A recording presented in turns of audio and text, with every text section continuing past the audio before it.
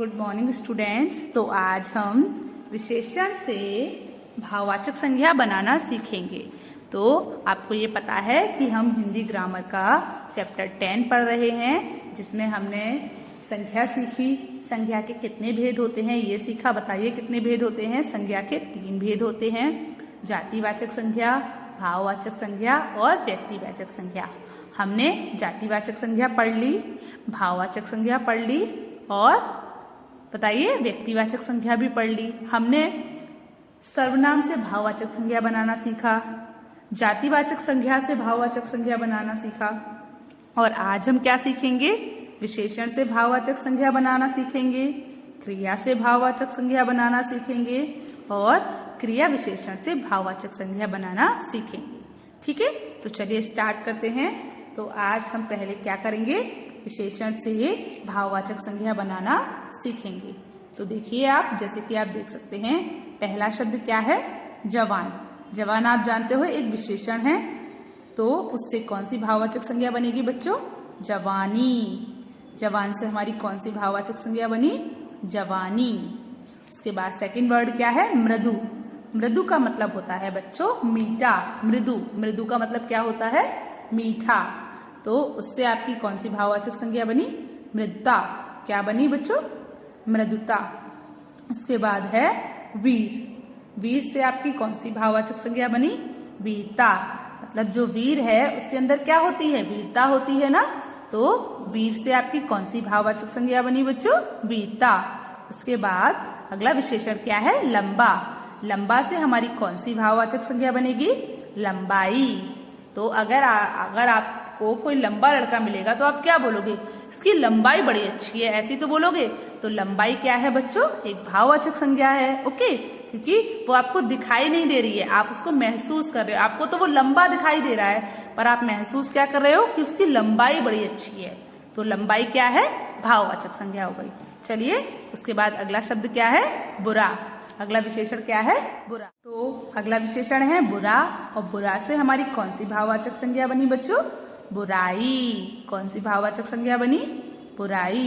उसके बाद अगला शब्द क्या है? सुंदर। तो सुंदर एक विशेषण है, उससे हमारी भाववाचक संज्ञा क्या बनती है? सुंदरता या फिर सौंदर्य। कौन सी बनती है? सुंदरता या फिर सौंदर्य। तो ये तो मैंने आपको कल बताया था। अगर कभी कभी हम ई लगाकर भाववाचक संज्ञा बनाते हैं, कुछ शब्दों की हम ता लगाकर भाववाचक संज्ञा बनाते हैं, कुछ शब्दों में हम पन लगाकर भाववाचक संज्ञा बनाते हैं, बताया था ना। तो जैसे आपने जवानी में देखा ई लगाकर भाववाचक संज्ञा बनाई, और वीरता में आपने क्या देखा? ता लगाकर हमने भाववाचक संज्ञा बनाई। ठीक है, तो सुंदर, सुंदर से हमारी कौन सी भाववाचक संज्ञा बनी? सुंदरता या फिर सौंदर्य। ओके, तो अगला विशेषण है ठंडा और ठंडा से हमारी कौन सी भाववाचक संज्ञा बनी? ठंड। ठंडा से हमारी कौन सी भाववाचक संज्ञा बनी बच्चों? ठंड। उसके बाद अगला विशेषण क्या है? गंभीर। गंभीर। गंभीर से हमारी कौन सी भाववाचक संज्ञा बनी? गंभीरता। क्या बनी? गंभीरता। गंभीर से हमारी कौन सी भाववाचक संज्ञा बनी? गंभीरता। उसके बाद अगला विशेषण है उत्सुक। उत्सुक का मतलब जानते हो आप? बहुत, मतलब किसी भी चीज के लिए एक्साइटेड रहना, उसे बोलते हैं हम उत्सुक। उत्सुक। क्या बोलते हैं? उत्सुक। एक बार फिर से बोलिए, उत्सुक। तो उत्सुक से आपकी कौन सी भाववाचक संज्ञा बनी? उत्सुकता। उत्सुक से आपकी कौन सी भाववाचक संज्ञा बनी? उत्सुकता। उसके बाद अगला क्या है? तो अगला विशेषण है स्वस्थ। स्वस्थ से हमारी कौन सी भाववाचक संज्ञा बनी? स्वास्थ्य। स्वस्थ से हमारी कौन सी भाववाचक संज्ञा बनी बच्चों? स्वास्थ्य। ओके, और उसके बाद हमारा अगला विशेषण है सफेद। सफेद से हमारी कौन सी भाववाचक संज्ञा बनी? सफेदी। सफेद से हमारी कौन सी भाववाचक संज्ञा बनी? सफेदी। ओके, उसके बाद अगला विशेषण है सुखी। सुखी से हमारी भाववाचक संज्ञा क्या बनी बच्चों? सुख। सुखी से हमारी भाववाचक संज्ञा क्या बनी? सुख। उसके बाद अगला विशेषण है गरीब। गरीब से हमारी कौन सी भाववाचक संज्ञा बनी? गरीबी। गरीब से कौन सी भाववाचक संज्ञा बनी? गरीबी। श्रेष्ठ। श्रेष्ठ से भाववाचक संज्ञा कौन सी बनी? श्रेष्ठता। श्रेष्ठ। श्रेष्ठ से हमारी भाववाचक संज्ञा क्या बनी बच्चों? श्रेष्ठता। आप जानते हो श्रेष्ठ का मतलब होता है सर्वोत्तम, मतलब सबसे अच्छा, श्रेष्ठ। ओके, चलिए उसके बाद अगला है उदार। उदार एक विशेषण है और उससे हमारी कौन सी भाववाचक संज्ञा बनती है बच्चों? उदारता। उदार क्या है? एक विशेषण है। और उदारता क्या है? उदारता भाववाचक संज्ञा है। तो उदार से कौन सी भाववाचक संज्ञा बनी? उदारता। उसके बाद अगला क्या है? अच्छा। अच्छा से हमारी कौन सी भाववाचक संज्ञा बनी बच्चों? अच्छाई। अच्छा से कौन सी भाववाचक संज्ञा बनी? अच्छाई। अच्छाई कौन सी भाववाचक संज्ञा बनी? अच्छाई। नेक्स्ट विशेषण है राष्ट्रीय। जैसे राष्ट्रीय फूल होता है ना, तो राष्ट्रीय क्या है? एक विशेषण है। और राष्ट्रीय से हमारी भाववाचक संज्ञा क्या बनी? राष्ट्रीयता। राष्ट्रीय से हमारी भाववाचक संज्ञा क्या बनी? राष्ट्रीयता। उसके बाद अगला है विद्वान। विद्वान से हमारी भाववाचक संज्ञा क्या बनी? विद्वत्ता। क्या बनी? विद्वत्ता। उसके बाद अगला विशेषण है महान। महान से हमारी भाववाचक संज्ञा क्या बनी? महानता। महान से हमारी भाववाचक संज्ञा क्या बनी बच्चों? महानता। चलिए उसके बाद हम अपना अगला विशेषण देखते हैं। तो अगला विशेषण क्या है? कटु। कटु से आपकी कौन सी भाववाचक संज्ञा बनी? कटुता। कटु से आपकी कौन सी भाववाचक संज्ञा बनी? कटुता। मधुर। मधुर से आपकी कौन सी भाववाचक संज्ञा बनी? मधुरता। मधुर एक विशेषण है, मतलब मीठा। उससे भाववाचक संज्ञा क्या बनी? मधुरता। ओके, चलिए उसके बाद अगला विशेषण है कायर। कायर से आपकी कौन सी भाववाचक संज्ञा बनी? कायरता। विशेषण क्या है? कायर। कायर से भाववाचक संज्ञा क्या बनी? कायरता। अब अगला विशेषण है चौड़ा। चौड़ा से भाववाचक संज्ञा क्या बनी? चौड़ाई। अगला विशेषण है चौड़ा। चौड़ा से भाववाचक संज्ञा क्या बनी? चौड़ाई। चौड़ा, चौड़ाई। चलिए उसके बाद अगला जो विशेषण है वो क्या है? चालाक, मतलब क्लेवर, चतुर। तो उससे भाववाचक संज्ञा क्या बनी? चालाकी। चालाक। चालाक से क्या भाववाचक संज्ञा बनी? चालाकी। उसके बाद अगला है गर्म। गर्म से कौन सी भाववाचक संज्ञा बनी? गर्मी। गर्म जो विशेषण है उससे कौन सी भाववाचक संज्ञा बनी बच्चों? गर्मी। इसके बाद अगला शब्द है कोमल। कोमल से हमारी कौन सी भाववाचक संज्ञा बनी? कोमलता। कोमल से हमारी कौन सी भाववाचक संज्ञा बनी? कोमलता। उसके बाद अगला शब्द है तत्पर। तत्पर से हमारी कौन सी भाववाचक संज्ञा बनी? तत्परता। तत्पर से हमारी कौन सी भाववाचक संज्ञा बनी? तत्परता। उसके बाद अगला जो शब्द है वो क्या है? जागरूक। जागरूक का मतलब जानते हो आप? किसी भी चीज के लिए सचेत रहना, जागरूक रहना। ओके, तो जागरूक से हमारी भाववाचक संज्ञा क्या बनी? जागरूकता। मतलब जो व्यक्ति हमेशा सचेत रहता है किसी भी काम में, तो वो जागरूक है। पर उसके अंदर किस चीज की भावना है? जागरूकता की भावना है। उसके अंदर कौन सी फीलिंग है? जागरूकता की फीलिंग है कि हमें हमेशा जागरूक रहना है। तो उसके अंदर कौन सी फीलिंग है जो आपको नहीं दिखाई दे रही है? जागरूकता की। ओके, तो जागरूक का भाववाचक संज्ञा क्या हो गई? जागरूकता। अगला विशेषण है काला। काला से हमारी कौन सी भाववाचक संज्ञा बनी बच्चों? कालिमा। कौन सी बनी? कालिमा। अगला विशेषण हमारा क्या है? काला। काला से हमारी कौन सी भाववाचक संज्ञा बनी? कालिमा। उसके बाद हमारा जो नेक्स्ट विशेषण है वो है उदास। उदास से हमारी भाववाचक संज्ञा क्या बनी? उदासी। उदास, उदासी। उसके बाद अगला शब्द है दुखी। दुखी से हमारी कौन सी भाववाचक संज्ञा बनी? दुख।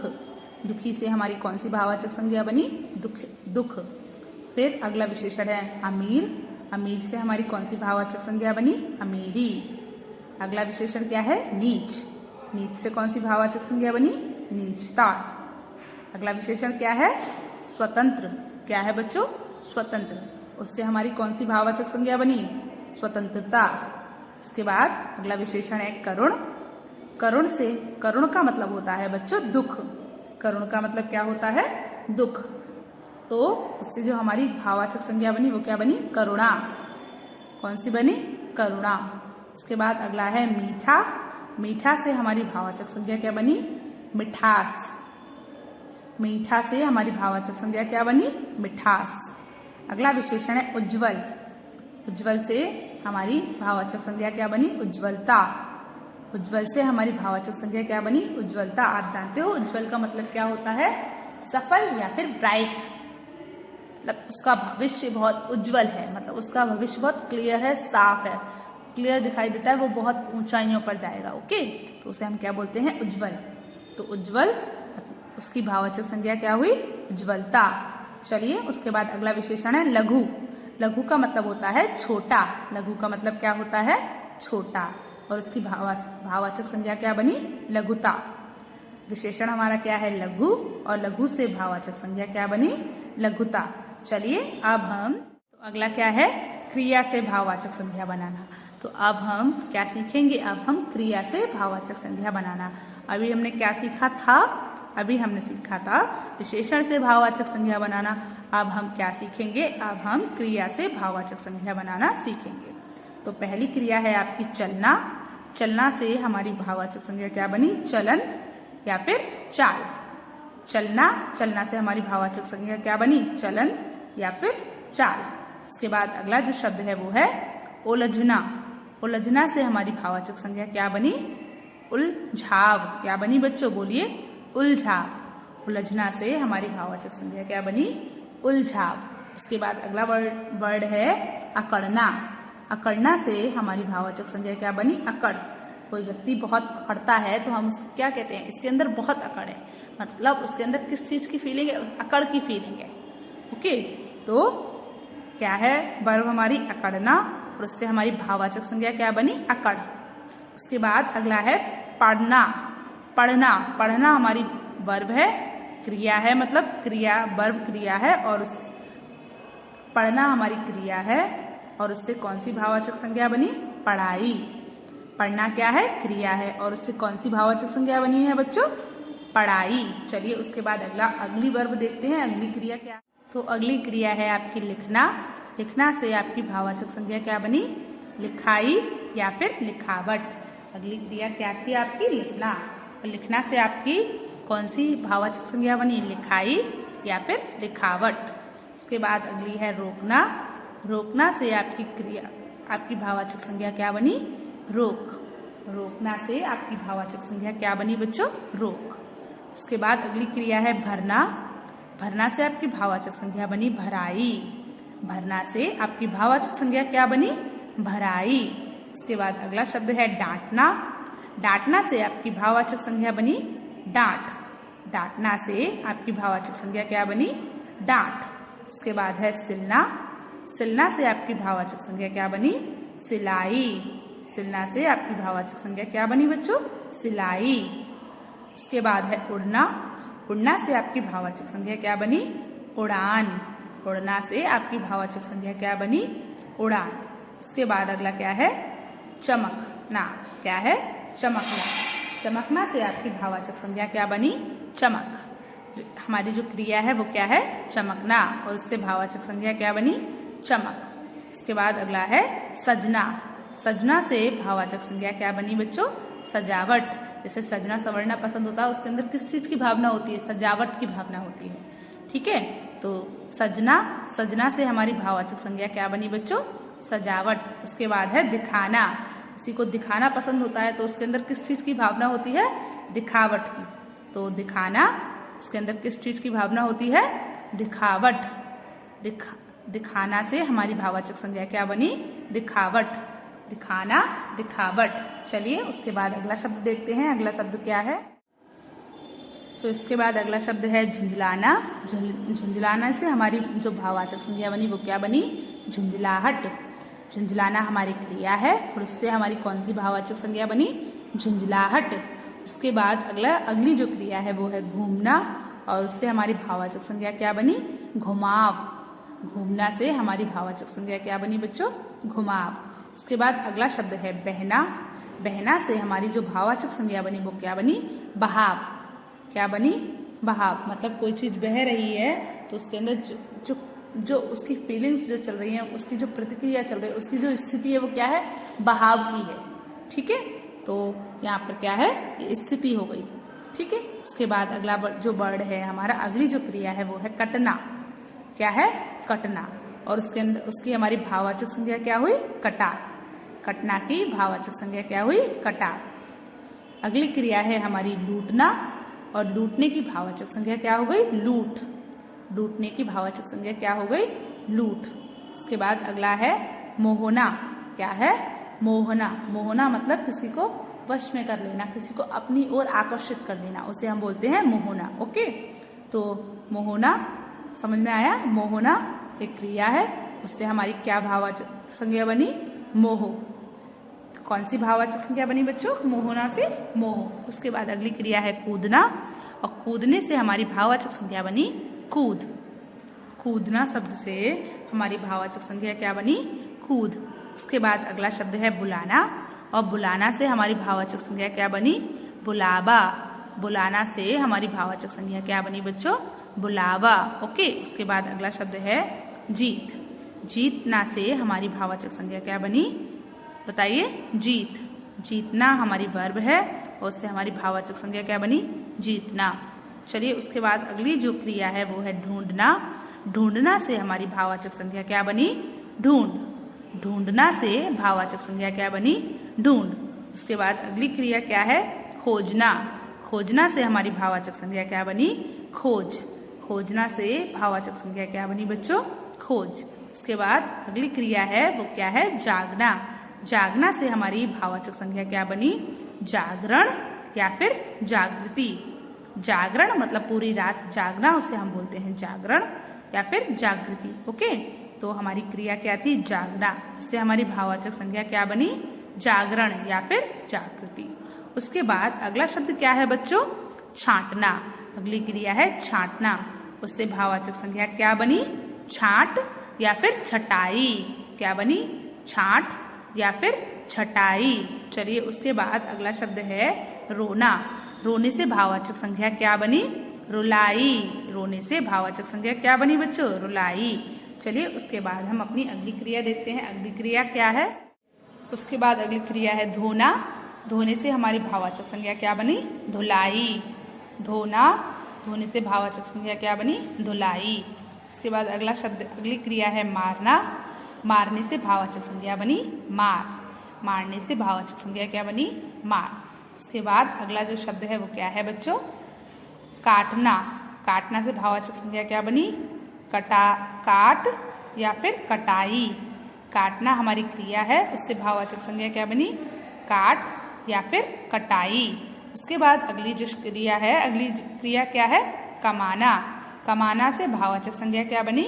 कमाई। कमाना से आपकी भाववाचक संज्ञा क्या बनी? कमाई। अगली क्रिया है पीटना। पीटना से भाववाचक संज्ञा क्या बनी? पिटाई। क्या बनी बच्चों? पिटाई। ठीक है। उसके बाद अगला शब्द है थकना। थकना से आपकी भाववाचक संज्ञा क्या बनी? बताइए मुझे। थकावट या फिर थकान। थकावट या फिर थकान। उसके बाद अगली जो क्रिया है वो है दलना। दलने से आपकी भाववाचक संज्ञा क्या बनी? दलाई। क्या बनी? दलाई। उसके बाद अगला क्या है? बनना। बनना से आपकी भाववाचक संज्ञा क्या बनी? बनावट। अगली क्रिया क्या थी? बनना। बनना से आपकी भाववाचक संज्ञा क्या बनी? बनावट। उसके बाद अगली क्रिया है हड़बड़ाना। हड़बड़ाने से आपकी भाववाचक संज्ञा क्या बनी? हड़बड़ाहट। क्या बनी बच्चों? हड़बड़ाहट। क्या बनी? हड़बड़ाहट मतलब हम जल्दी करते हैं ना, किसी काम को करने की बहुत जल्दबाजी होती है, उसे हम बोलते हैं हड़बड़ाहट। ओके। उसके बाद अगली क्रिया क्या है? गिरना। उससे हमारी भाववाचक संज्ञा क्या बनी? गिरावट। क्या बनी? गिरावट। हमारी क्रिया क्या थी? गिरना। उससे क्या हुई? हमारी भाववाचक संज्ञा गिरावट। जैसे मतलब किसी भी चीज के दाम गिर गए तो उसमें क्या आ गई? गिरावट आ गई। ठीक है। उसके बाद अगला शब्द है झुकना। झुकना से हमारी भाववाचक संज्ञा क्या बनी? झुकाव। क्या बनी? झुकाव। झुकना से हमारी भाववाचक संज्ञा क्या बनी? झुकाव। क्या बनी बच्चों? झुकाव। चलिए, उसके बाद अगला शब्द है जमना। जमना से भाववाचक संज्ञा क्या बनी? जमाव। जमना से भाववाचक संज्ञा क्या बनी? जमाव। ओके। उसके बाद अगला शब्द है पढ़ना। पढ़ना से भाववाचक संज्ञा बनी पड़ाव। क्या बनी? पड़ाव। पढ़ना से भाववाचक संज्ञा क्या बनी बच्चों? पड़ाव। चलिए, उसके बाद हम अगला शब्द देखते हैं। तो अगली क्रिया क्या है हमारी? अगली क्रिया है टूटना। अगली क्रिया क्या है? टूटना। उससे हमारी भाववाचक संज्ञा क्या बनी? टूटन। टूटना से भाववाचक संज्ञा क्या बनी? टूटन। अगली क्रिया है समझना। समझना से हमारी भाववाचक संज्ञा बनी समझ। क्या बनी? समझ। उसके बाद हमारी अगली क्रिया क्या है? पकड़ना। पकड़ना से हमारी भाववाचक संज्ञा क्या बनी बच्चों? पकड़। पकड़ना से हमारी भाववाचक संज्ञा क्या बनी? पकड़। अगली क्रिया क्या है? चढ़ाना। क्या है? चढ़ाना। तो उससे हमारी जो भाववाचक संज्ञा बनी वो क्या है? चढ़ाई। क्या है? चढ़ाई।